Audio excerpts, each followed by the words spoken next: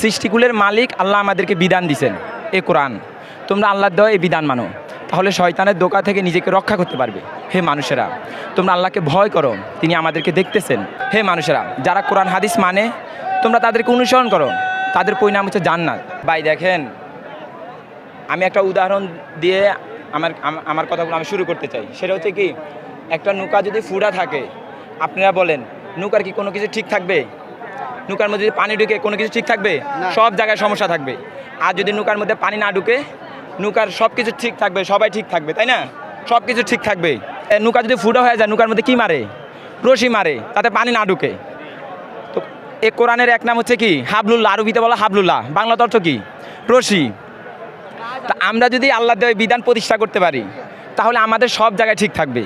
আর আল্লাহর দেওয়া এই বিধান যদি আমরা প্রতিষ্ঠা করতে না পারি, তাহলে আমাদের কোনো জায়গায় ঠিক থাকবে না, ওই পানি ঢুকে সমস্যা হয়ে যাবে। আর যদি আমরা আল্লাহর দেওয়া বিধান প্রতিষ্ঠা করতে পারি, তাহলে আমাদের সব ঠিক থাকবে। তা আমি বলতেছি সেটা হচ্ছে কি, হে মানুষেরা, আমি সত্য কথা বলতেছি, কান পেতে শুনো।